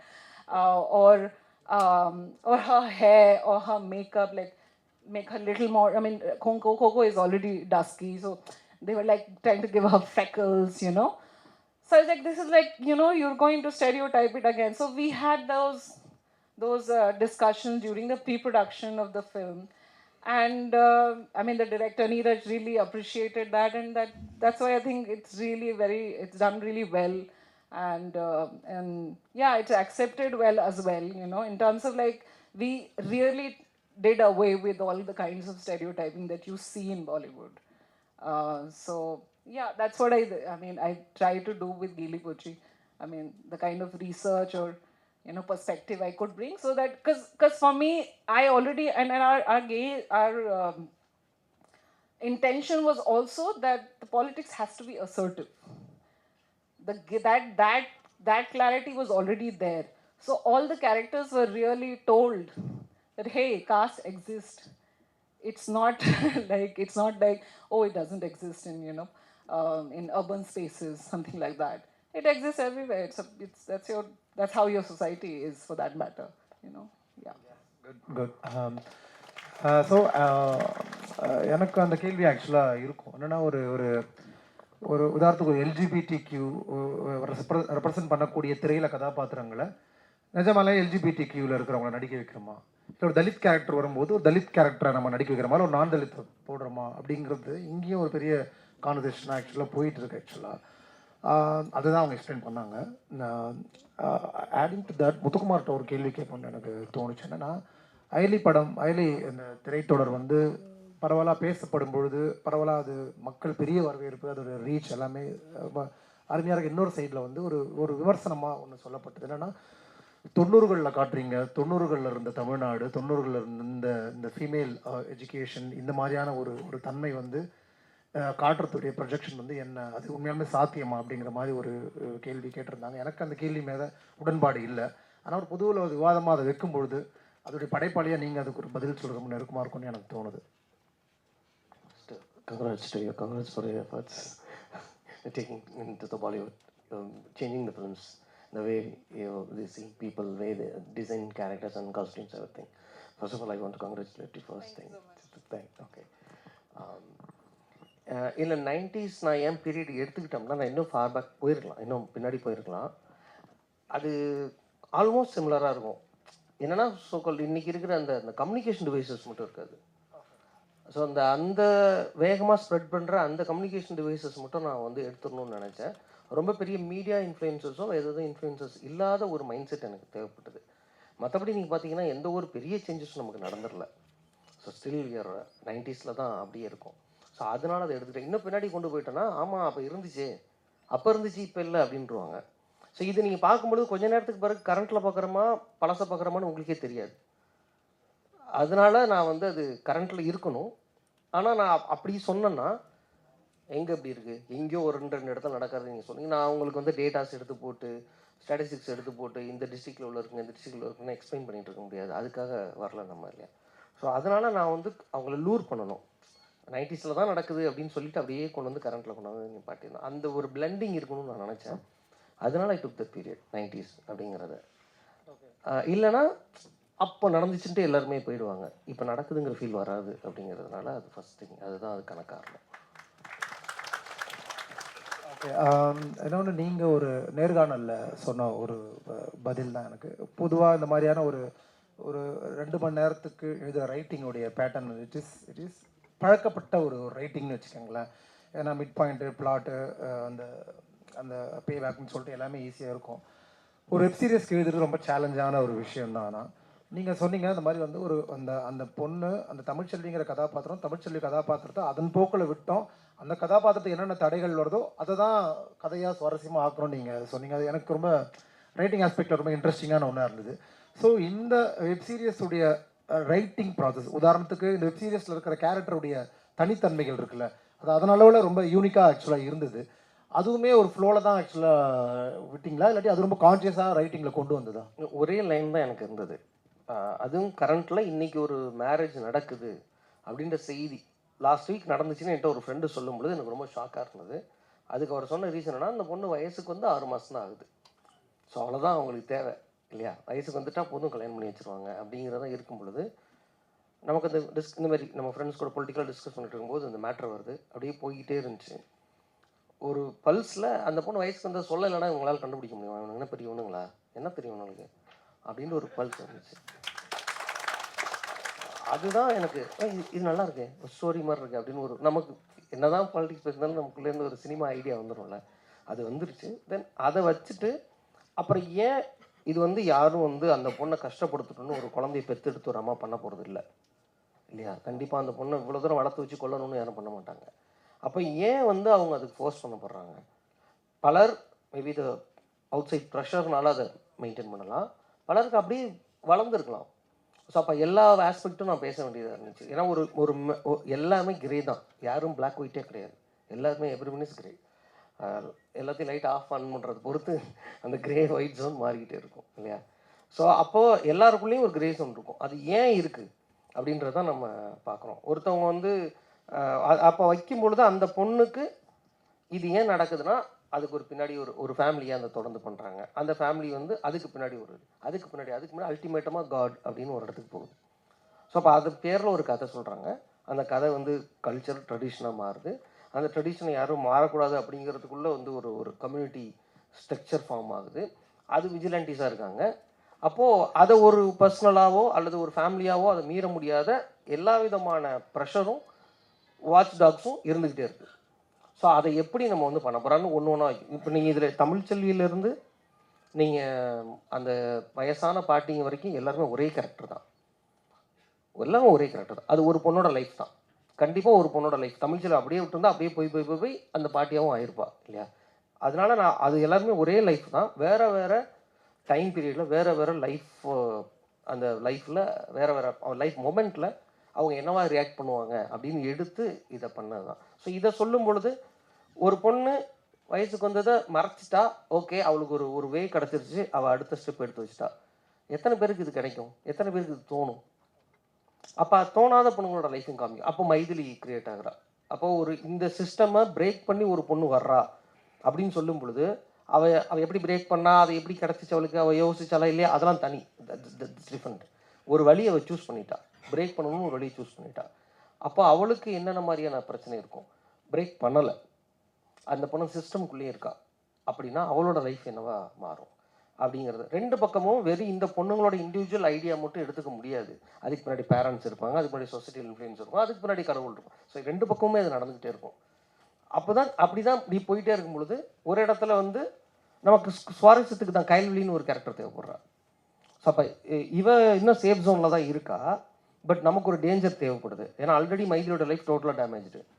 அப்போது இந்த இடத்துக்கு போகிறதுக்கு ஒரு சென்ட்லிங்கான ஒரு இடம் யாரோடதுன்னா கைல்வெளியோட. அவள் இங்கே வருவாளா அல்லது தமிழா மாறுவாளாங்கிற இடம் வச்சு தனக்கு தெரிஞ்ச வே ஆஃப் அப்ரோச்சில் அவள் எக்ஸ்பீரியன்ஸில் மறைக்க முடியும்னு கற்றுக்கிறா, சாமி ஒன்றும் பண்ணாதுன்னு கற்றுக்கிறா.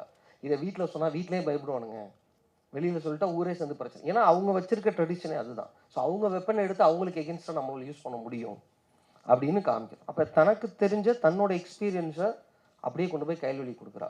அது ரிஃப்ளெக்ட் ஆகும் நம்புறா. ஏன்னா கைல்வெளி ஆல்ரெடி பெரியவள் ஆகிட்டான்னு தெரிஞ்சிச்சு. ஸோ அது பஞ்சாயத்து வருது.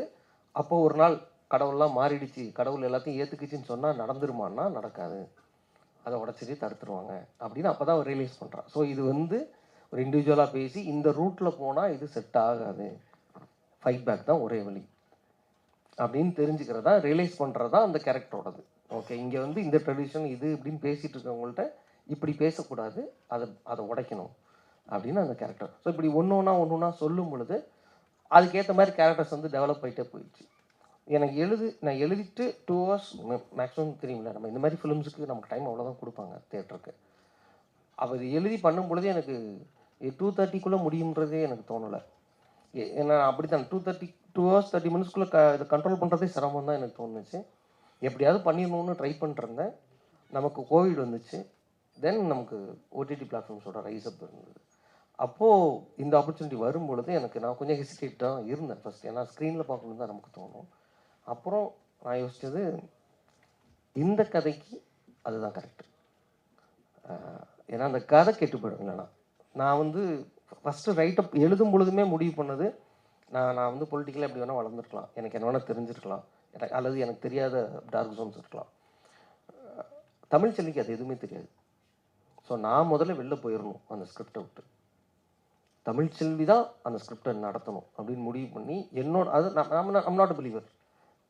ஆனால் ஒரு பிலீவரோட பாயிண்ட் ஆஃப் வியூவில் தான் அந்த கதை இருக்கணும். I'm not a teenage girl, but அவளோட பாயிண்ட் ஆஃப் வியூவில் தான் அந்த கதை இருக்கணும். ஸோ அதுதான் முடிவு பண்ணதுனால நான் முடிஞ்ச வரைக்கும் அதில் ஸ்டெப் போட்டு எப்போல்லாம் வந்து நான் கொஞ்சம் நான் உள்ளே வரேன்னு தெரிஞ்சிச்சோ உடனே இது நீ பேசிகிட்டு இருக்க அப்படின்னு சொல்லி அதை நான் கிராஸ் பண்ணிடுவேன், அந்த இடம் வேண்டாம் அப்படின்னு சொல்லி. ஸோ முடிஞ்ச வரைக்கும் என்னை அவுட் பண்ணிக்கிட்டேன். அந்த அடலசன்ட் ஏஜோட அதுக்கு இருக்கிற அறிவு, அதுக்கு இருக்கிற ஆப்பர்ச்சுனிட்டிக்குள்ளே அந்த பொண்ணு என்ன ப்ளே பண்ண முடியும் அப்படின்னு நான் எழுத ட்ரை பண்ணேன். அதுக்கு சப்போர்ட்டிங் கேரக்டர்ஸை அப்படியே ஒரு லேயராக பெரிய வந்துச்சு. ஆல்மோஸ்ட் அது ஒரு வெப் சீரிஸ் வரும்பொழுது சிங்கிள் பாயிண்ட் கேரக்டரில் போயிட முடியாது. அப்படி போனால் மேபி அது டிபெண்ட்ஸ் ஆன் த ஸ்டோரி. நம்ம இந்த ஸ்டோரி ஒரு லைஃப் பற்றி பேசும் பொழுது அண்ட் இந்த மாதிரி கல்ச்சரல் ஸ்ட்ரக்சருக்குள்ளே இருக்கிற விஷயங்களை பற்றி பேசும்பொழுது மல்டி பெர்ஸ்பெக்டிவ்ஸ் தேவைப்படுது. ஒருத்தவங்களுக்கு ஏன் அந்த கல்ச்சர் அக்செப்ட் பண்ணிக்கிறாங்க, அது முதல் அவசியம். ஏன்னா கல்ச்சர், நீங்கள் கல்ச்சர் வேணாம், நீங்கள் இந்த ட்ரெடிஷன் வேணான்னு திரும்ப பேசிக்கிட்டே இருந்தால் அவன் 1000 காரணம் சொல்கிறான். நீங்கள் ஒரு சின்னதாக ஒரு எழுதி போடுறீங்க வைங்களேன், இந்த கல்ச்சர் இதெல்லாம் வேணாங்க, இதெல்லாம் தூக்கி போடுங்க, மடமை கொளுத்துவோம் அப்படின்னு எதாவது எழுதுனீங்கன்னா கீழே வந்து என்ன சொல்லுவாங்க, அதுக்கு பின்னாடி எவ்வளோ வரலாறு இருக்குது தெரியுமா, அதுக்கு பின்னாடி என்ன சயின்ஸ் இருக்குது தெரியுமா, அதுக்கு பின்னாடி என்ன இருக்குது தெரியுமா சொல்லுவாங்கல்ல. ஸோ அந்த பெர்ஸ்பெக்டிவ் எடுத்து பிளாஸ்ட் பண்ணாமல் அதை எடுத்து நம்ம பர்ஸ்ட் பண்ணணும். அந்த இடத்துல அதை பர்ஸ்ட் பண்ணாமல் நம்ம மட்டுமே சொன்னோம்னா நம்ம ஒரு அப்போசிங் வாய்ஸாக மட்டும்தான் இருப்போம். அவன் இன்னொரு அப்போசிங் வாய்ஸை அவன் இன்னும் அக்குமுலேட் பண்ணுறதுக்கு தான் நம்மளோட வாய்ஸ் பயன்படும். நம்ம வந்து நீங்களாம் தப்படா அப்படின்னா எங்களை பார்த்தாடா சொன்னேன்னா இன்னும் 10 பேர் சேர்ந்துக்கிறான். ஸோ ஒருத்தரை இண்டிவிஜுவலாக கூப்பிட்டு உனக்கு என்ன பிரச்சனை, சயின்ஸ் இருக்காங்கவா, இதில் எது சயின்ஸ் இருக்குது அப்படின்னு நம்ம கேட்டு பஸ் பண்ண வேண்டியதாக இருக்குது. ஸோ அதுக்காக இந்த ட்ரெடிஷனை ஏன் ஃபாலோ பண்ணணும்னு சொல்கிற அவங்க பெர்ஸ்பெக்டிவ் நான் எடுத்துக்கிட்டேன். முடிஞ்ச வரைக்கும் அதை அக்செப்ட் பண்ணுறாங்க இல்லையா, இதுதான் லைஃப்னு வாழ்கிறாங்க இல்லையா, அவங்க பெர்ஸ்பெக்டிவ் எடுத்துக்கிட்டு அதை இந்த பொண்ணோட ஐடியாவிலேருந்து அது பிளாஸ்ட் பண்ணோம். அவ்வளோதான் நான் ட்ரை பண்ணேன். இதுதான் இந்த writing. Great insights next about writing. Super.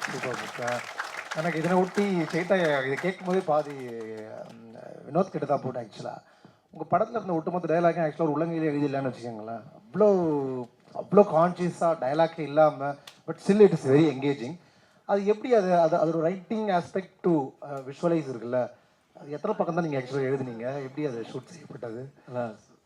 மொத்தமே 17 பக்கம்தான் ஸ்கிரிப்ட். அது அவ்வளோதான். ஒரு இன்செட்ஸ்க்காக ஒரு 3 நாள் எடுத்தோம். 20 days நாங்கள் ஷூட் பண்ணோம். நிறைய பக்கம் ஃபாண்ட் ஏற்றுன அதை சொல்லுவேன்.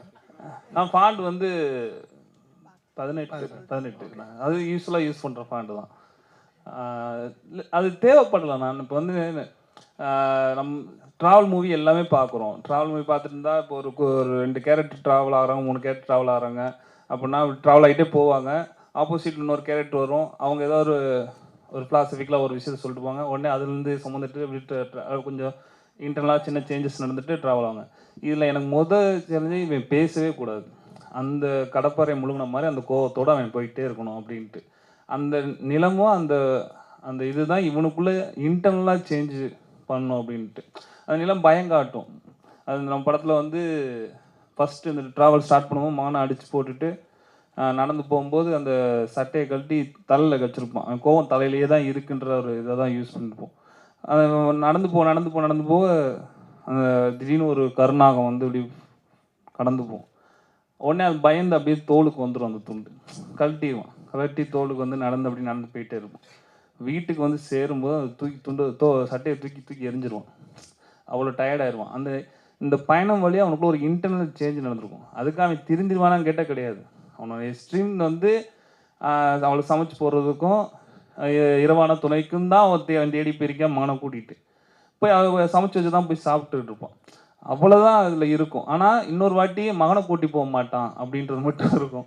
இந்த மாதிரி அடித்து பார்த்தா மாதிரி சின்ன சேஞ்சு, இன்டர்னல் சேஞ்சு இது மட்டும் தான் நிகழ்ந்திருக்கும். பேசிடக்கூடாதுன்றது தானே நம்ம நோக்கமாக. பேசிட்டா ஒரே ஆடிட்டா அவன் வேறு ஏதோ டைல்யூட் ஆயிடுவான். அவன் இந்த நிலத்து வழியாக அவன் ஒரு விஷயத்தை கடத்தணும் அப்படின்றத தான் நம்மளோட கோர் ஐடியாவாக இருந்துச்சு. இப்போ நம்மளுடைய தமிழ் மனம் இருக்குல்ல, தவிக்க பேசக்கூடிய ஒரு மனம். தொண்ண பேசினே இருப்போம். அது சென்னை டு மதுரைக்கு 2 ரொம்ப கனெக்ஷன் இருக்குது. ஆனால் இப்படிப்பட்ட ஒரு மனிதனுடைய வாழ்க்கையை சொல்லும்பொழுது, அது இந்த மக்களுக்கு சொல்லும்பொழுது, இந்த ஃபிலிம் லாங்குவேஜை சூஸ் பண்ணக்கூடிய நம்பிக்கை அல்லது இன்ஸ்பிரேஷன்ன்றது வந்து வேர் யூ கெட் இட்? ஆனால் மொத்தமே 2 பேர் தான் படம் நெடுக்க நடந்து போகிறாங்க. அந்த நடந்து போகிற பாதை வந்து ஆள் நடமாட்டமே இல்லாத ஒரு மலைப்பகுதி. அதில் அப்படி தான் நான் போர்ட்ரேட் பண்ணணும்னு நினச்சேன். எய்த்தாப்பில் நிறைய கேரக்டர்ஸ் வரவே கூடாது, வரவும் முடியாது, லாஜிக்கலாக வர முடியாது. அதனால் அப்படி பண்ணோம். இல்லைன்னா தொணன்னு பேசிட்டு தான் இருப்பாங்க மதுரை சைடு எல்லா சைடும் வந்து. இப்போ அதுக்கு தான் இப்போ இந்த 2வது படம் கொட்டுக்காளி. நீங்கள் ஆரம்பிச்சிச்சுன்னா வந்து நம்ம ஆளை விட்டு நவுட்டிக்கிட்டே இருப்பாங்க, பேசிக்கிட்டே இருப்பாங்க, அவன் வாய் நிறுத்தவே முடியாது. அதுக்குள்ளே நான் இந்த கிளம்சி ட்ராவல், அது வந்து இப்போ இருக்க படம் வந்து ஒரு கிளம்சியான ஒரு ட்ராவல், ஒரு ஃபூலிஷான ஐடியா, முட்டாள்தனமான ஒரு ஐடியாவை ஒரு கூட்டமே சுமந்துக்கிட்டு போகுது. அவங்க என்னென்னா பேசிட்டு போகிறாங்கன்றதான் இது. ஸோ இந்த கிளம்சினஸ் இருக்கும்போது எனக்கு எவனையும் நான் ரோபோ மாதிரி உட்கார வைக்க முடியல. நான் கூழாங்கல் பேட்டர்னில் நான் வந்து ரோபோவாக டிசைன் பண்ணி எழுதிட்டேன்.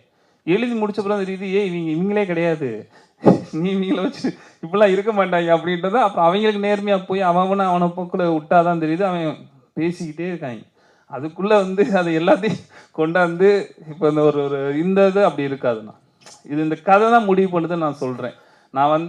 நான் வெறுமனே வந்து பேசவே கூடாது, இது பண்ணக்கூடாது அப்படின்னா அந்த கதை, அந்த டெரண்ட், அதுக்கு அந்த ஃபிலிம் லாங்குவேஜ் எனக்கு கொடுத்துச்சு. இந்த கிளம்சி ட்ராவலு இதில் ஒரு ஃபிலிம் லாங்குவேஜ் எனக்கு இருக்குது. இதுக்குள்ளே நான் இன்னும் அந்த விசுவலை விட்டு கொடுக்காம அந்த விசுவலுக்குள்ளே எவ்வளோ தூரத்துக்கு உங்களை வந்து நம்ம பேச உரையாட வைக்க முடியும் அப்படின்றதான் இதுலேயும் ட்ரை பண்ணியிருக்கோம். ஸோ கதை தானே எனக்கு முடிவு பண்ணுது. அதுக்குள்ளே நான் விசுவலுக்கு இம்பார்ட்டன்ட் கொடுக்குறேன். ஓகே. ஸோ கொட்டுக்காலே ஒரு 500 பக்கம் நினைக்கிறேன் ஸ்கிரிப்ட். இல்லைண்ணே, அது வந்து எத்தனை பக்கம் எங்கடா அது அசனுக்கு தெரியும். 69 பக்கமே அவ்வளோதானே. அவ்வளோதாண்ணா. அவங்க சரி கூழாங்கலை பற்றி நாங்கள் நானும் எடிட்டரும் பேசிகிட்டு இருந்தோம். கூழாங்கலை பற்றி நம்ம எங்கேயுமே அது ஒர்க்கிங் ப்ராசஸ் சொல்லவே இல்லை அப்படின்னு சொல்லி வருத்தப்பட்டுருந்தோம். நான் இங்கே சொல்கிறேன், கூழாங்கல் வந்து ரொம்ப மினிமம் பட்ஜெட்டில் எடுத்தது. சோனி A7 கேமராவில் தான் எடுத்தோம். எங்களுக்கு யாரும் இதுவும் கிடையாது. அதுக்கப்புறம் தான் பெரிய பெரிய பேனர்லாம் உள்ளே வந்தாங்க. நாங்கள் டீமெல்லாம் சேர்ந்து வெறும் 9 லட்சத்தில் படம் எடுத்து முடிச்சிட்டோம்.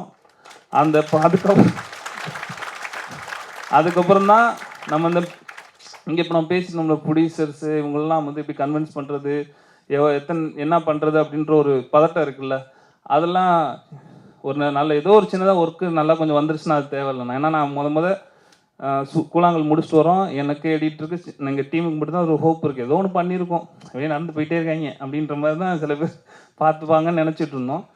டப்புன்னு பார்த்தா NFDCயில் செலக்ட் ஆகுது. NFDCன்றது வருஷம் கோவா நடக்கிறது உங்களுக்கு நிறையா பேர் தெரியும். அங்கே வந்து நம்ம ஸ்கிரிப்டை சப்மிட் பண்ணலாம், இல்லை நம்ம ஒரு ஷார்ட் ஃபிலிம் எடுத்திருந்தோம்னா அங்கே போய் சப்மிட் பண்ணலாம், அங்கே என்ன இப்படி சப்போர்ட் கிடைக்கும். இல்லை நம்ம ஒர்க்கிங் ப்ராசஸ் ஏதோ மூவி அனுப்பிச்சு எடுத்து வச்சுருந்தோம்னா இப்போ கூழாங்கல் மாதிரி அங்கேருந்து இப்படி சப்போர்ட் கிடைக்கும். அங்கே போய் நாங்கள் அதை க்ரியேட் பண்ணி அது ஏதாவது சப்போர்ட் கிடைக்குமான்றது தான் அங்கே ராம் சார் வந்தார். ஸோ ராம் அண்ணை வந்து பார்த்துட்டு எதிர்ச்சியாக படத்தை பார்த்து கேள்விப்பட்டுட்டு வந்து போட்டுக்க சொன்னார். ஸோ போட்டு பார்த்த பிறகு அந்த படம் வந்து ஒரு இப்படி எடுத்த படம் ஒரு இண்டிபெண்ட்டாக எடுத்த படம் ஒரு மெயின் ஸ்ட்ரீமில் வருது. நம்ம மெயின் ஸ்ட்ரீம்லேருந்து யாராவது சப்போர்ட் பண்ணுவாங்கன்னு நினச்சி பயந்துட்டு இருக்கும்போது நீங்கள் சொன்ன மாட்டீங்க, மொத்த இண்டஸ்ட்ரியில் இருக்கும் பெரிய பெரிய டேரக்டர் எல்லாருமே கூழாங்கல் சப்போர்ட் பண்ணாங்க. ரஞ்சித் அண்ணன்லேருந்து வெற்றிவாரன்லேருந்து எல்லாருமே வந்து சப்போர்ட் பண்ணாங்க. எங்களுக்கே ஆச்சரியமாக இருந்துச்சு. அதுக்கப்புறம் வந்து நயன்தாரா விக்னேஸ்வரன் சார்கிட்ட போயிட்டு படம் இந்த நெக்ஸ்ட் மந்த்து நம்ம ரிலீஸ் பிளான் பண்ணிக்கிட்டு இருக்கு. ஸோ அதான் நீங்கள் எதுக்குமே படம் தேவைன்னா நம்பி இறங்கி ஒரு கண்டென்ட் நல்ல கண்டென்ட் கிடச்சுன்னா இறங்கி செய்யலாம், அவ்வளோதான். Super, thank you. There almost close to that moment. நான் ஏற்கனவே வந்த உடனே சொன்ன மாதிரி தான், நீங்கள் இந்த இயக்குனர்கள் சமூக அரசியலை பேசியதூடாக மட்டுமல்லாமல் வெற்றி பெற்றும் காமிச்சிருக்கிறாங்க. ஸோ ரொம்ப முக்கியம் இந்த யங் ஃபிலிம் மேக்கர்ஸை நம்மளுடைய பிகே ரோசி ஃபெஸ்டிவலில் கோஆர்டினேட் பண்ணி அந்த உரையாடலை உங்களோட நிகழ்த்துனதுல ரொம்ப சந்தோஷம். Thank you so much. உங்களுக்கு ஏதாவது சொல்லணும்னு இருக்கா? நான் எல்லாமே ரொம்ப ரொம்ப நன்றிங்க. Deepak, you want to say something in this stage? Please feel free to share. Shan. நன்றி, எல்லாருக்கும் நன்றி. இந்த விவாதம்னு சொல்ல முடியாது, ஒரு கருத்து பரிமாற்றம் தான் அது. எனக்கு அவங்க சொன்னதை தொடர்ந்து ஒன்றே ஒன்று சொல்லணும் அப்படிங்கிறது தான். ஏன்னா ரொம்ப எளிமையாக சொல்லணும்னா, நம்ம எழுதும் போதும் சரி, ஒர்க் பண்ணும் போதே, இப்போ நான் ஒர்க் பண்ணும் போது பார்த்தீங்கன்னா ஒரு தலித்தெல்லாம் விட்டுருவோம், ஏழை அப்படிங்கிற ஒரு கேரக்டர் வச்சுட்டாலே சட்டையை கசக்கி எடுத்துருவான்னுவாங்க. எங்களை டைரக்டரே திட்டுவார், என்னடா சட்டையை அயன் பண்ணி வச்சிருக்க அப்படின்னுவாரு. அவங்கள அழுக்காக காட்டுறது, சட்டையை கசக்கிறது, அவங்கள எப்படி காட்டுறது. ஏன்னா வந்து இங்கே ஒன்று இருக்குது, நம்ம எழுதும் போதே வந்து இப்படிலாம் சில பேர் எழுதிடுறோம் நம்ம. ஏன்னா வந்த இடம்னு ஒன்று இருக்குது. நம்ம இப்போ நம்ம தலித் அல்லாத ஃபிலிம் மேக்கர்ஸ்லாம் பேசும் போதே எவ்வளோ படிக்கிறோங்கிறத தாண்டி நம்ம வந்த வாழ்க்கை, நம்ம பார்த்த வாழ்க்கை, நம்ம கடந்து வந்த நான் வந்து கடலூர்னு சொன்னாலே கனெக்ட் ஆகிடும். அந்த அளவுக்கு வந்து எங்கள் ஊர் வந்து அவ்வளோ கனெக்டிவிட்டி இருக்குது இப்போ பாலிட்டிக்ஸ்க்கும் எல்லாத்துக்குமே. அந்த மாதிரி எல்லாம் எழுதுறதை தாண்டி நிறையா அந்த ட்ராவல் பண்ணுறது ஒன்று இருக்குது. ஏன்னா நிறைய பேர் இப்போ வந்து சமூகம் சார்ந்த கருத்துக்கள் உள்ள கதைகள் வந்து நிறைய பேர் வச்சுட்ருக்கீங்க. எனக்கு நல்லா தெரியும், ஒரு காலத்தில் வந்து இது ரொம்ப ஏலியனாக பார்க்கப்பட்டது இந்த கதையெல்லாம். இன்றைக்கி வந்து ஏலியனை பற்றி கதை எடுக்கணும்னா கூட கண்டிப்பாக அதில் வந்து சமூக அக்கறை வேணும். அதனால் அந்த மாதிரி ஆயிடுச்சு. இன்றைக்கி ஸ்கிரிப்ட் படிக்கும் போதே எல்லாருமே சொல்கிறாங்க, இதில் ஒரு சமூக கருத்து ஏதாவது வச்சுக்கோங்க, இதில் ஏதாவது ஒரு பாலிட்டிக்ஸாக என்ன ஆட் பண்ண முடியும்னு சொல்லி பெரிய பெரிய ப்ரொடியூசர்ஸே, பெரிய ப்ரொடக்ஷன் ஹவுஸே சொல்ல ஆரம்பிச்சிட்டாங்க. அப்போ இன்னும் கவனமாக, ஏன்னா இவ்வளோ பேர் இங்கே வந்திருக்கீங்க, அடுத்தடுத்து இன்னும் கவனமாக அது எழுதும் போது இந்த மாதிரி இதெல்லாம் உடச்சிருங்க. இதை ரவுடி அப்படின்னு காமிச்சா அது ஒரு இடத்த வந்து சார்ந்து காட்டுறது, இல்லைனா கெட்டவன் காமிச்சா வெள்ளை சட்டை போட்டவங்களாம் நல்லவன், கருப்பு சட்டை போட்டவங்களாம் கெட்டவன். ஏன்னா என்ன வச்சுட்டு கூட நான் சொல்ல, நான் இப்போ மெட்ரோவில் வரும்போது எனக்கே தெரியல, நானே அறியாமல் வந்துட்டேன். நான் வந்தால் என்ன ஒரு 2-3 பேர் போலீஸே ஒரு மாதிரியே பார்த்தாங்க. பார்த்தா நான் ஏதோ மோடியை வந்து தடுத்து நிறுத்துற மாதிரி நினச்சாங்க. என்ன ஆலந்தூர் மெட்ரோவில் என்ன 2-3 பேர் கூப்பிட்டு செக் பண்ணிவிட்டு அப்படியே என்ன யார் நீங்கன்னே கேட்டாங்க. என்னடா அதுன்னு பார்த்தா அப்புறம் தான் யோசிச்சேன், சரி மோடி விமான நிலையத்துக்கு வர்றாரு போல. அந்த மாதிரி கருப்புனாலே தப்பு, கருப்பு சட்டைனாலே தப்பு, இப்படிலாம் நிறையா இதெல்லாம் உடைச்சி நீங்களாம் எடுக்கும்போது நாளைக்கு இன்னும் நிறையா உடைக்கலாம், நிறையா பேசலாம், இன்னும் நல்ல கருத்துக்கள் வந்து கொண்டு வரலாம். ரொம்ப நன்றி. Muthukumar would like to share something finally. ரொம்ப ஹாப்பி தான். அண்ட் இந்த ப்ராசஸ்லாம் தெரிஞ்சுக்கிட்டதுக்கு ரொம்ப ஹாப்பி. அந்த அண்ணன் சொன்னாங்கல்ல 9 லட்சம் தான் என்ன வேணாலும் பண்ணலாம் அப்படின்னு. ஸோ நல்லா தீபக் சார் சொன்னது ரொம்ப முக்கியமான பாயிண்ட்டு. நம்ம பண்ணுறது வந்து எனக்கு வந்து ஃபஸ்ட்டு உள்ள Z5 ஓகே பண்ணி நான் ஸ்கிரிப்டை எடுக்கும்போது எனக்கு இருந்தது என்னென்னா, நம்ம ஃபஸ்ட் டைமர், எனக்கு இது எப்படி பண்ண போகிறோம், அண்ட் இது ரொம்ப உமன்ஸ் சென்ட்ரிக்காக இருக்கிறது, அண்ட் அவங்க பெர்ஸ்பெக்டிவில் இருக்க வேண்டியது, நமக்கு அதை ஹேண்டில் பண்ண தெரியுமா, அந்த மெச்சூரிட்டி இருக்காங்கிற பயத்தை தாண்டி எனக்கு ஒரு கிடைக்காத ஒரு இடம் கிடச்சிருக்கு. நான் கொஞ்சம் ஒரு ஸ்டெப் எடுத்து வச்சா இன்னும் 2 பேருக்கு இடம் கிடைக்கும். நான் கீழே விழுந்துரு எல்லாரையும் தள்ளி விட்டுறக்கூடாதுங்கிறதும், அந்த வழியை அடிச்சிடக்கூடாதுங்கிறதும் எனக்கு இந்த தீபக் சொன்னது அதுதான் முக்கியமான பாயிண்ட்டு. ஸோ அந்த ரெஸ்பான்சிபிலிட்டி, ஏன்னா நம்ம எடுத்து வைக்கிற ஒரு ஸ்டெப் நம்ம முன்னாடி ஃபார்வர்ட் பண்ணோம்னா இன்னொருத்தவங்களுக்கு பின்னாடி இடம் கிடைக்குங்கிறது தான் முக்கியம். ஸோ நம்ம ஜெயிச்சோங்கிறத தாண்டி அது ஒரு கேட்வேயாக இருந்ததுன்னா பெட்டராக இருக்கும். ஸோ அதுதான் நம்ம ஷோல்டர் மேலே இருக்க பெரிய ரெஸ்பான்சிபிலிட்டியாக நான் நினைக்கிறேன். அது மட்டும் சொல்லணும். Thank you Muthukumar. Rajneesh, I would like to share finally thoughts about this PK Rosi Film Festival we are done here, and about this, we are emerging, as you told, that Chennai or Tamil Nadu, they're very progressive to show this art form, to elevate the people in all aspects. So about the process we have gone through, where we stand, how far we have to go in all aspects. Final. Oh, I think sky is the limit, how far we can go. But it's a great start, I think, in a decade of the Antica cinema, which Ranjit and Mari, Vetrimaran, Nagraj, Neeraj, Prashant, so many people, and all of you as well. I mean, I think it's a great start because, I mean, for the younger generation, if I look back when I was in film school in 2009-10, there was no cinema which was assertive. So to see that in 10 years and to be sitting here and talking about it and, disagreeing, I think dissent is so important. So I think it's a fantastic start, it's a great initiative. And yeah, just tell your stories and make your films. That's it. That's the game. You tell your story, make your films. Thank you, Jyotinisha. Cinema என்பது பொழுதுபோக்குவதல்ல பார்த்திபன் மாதிரி இருந்தது ஆக்சுவலாக. Okay, thank you. Actually பொதுவாகவே வந்து இந்த இந்த like என்ன சொல்கிறது, உங்களுக்கு இந்த பெரிய இந்த மாதிரி மேடைகளில் வந்து லெஜண்ட்ஸுக்கு தான் எல்லாம் இந்த ஸ்டாண்டிங் ஓவேஷன்லாம் கொடுப்பாங்க. பட் நம்ம மேடை எல்லாத்தையும் உடைக்கிற மேடை. இந்த இளைஞர்கள் மிக அற்புதமான அரசியல் படைப்பை எடுத்து 4 பேர் 5 பேர் இருக்கிறாங்க. Let's standing ovation and close this event. Thank you so much.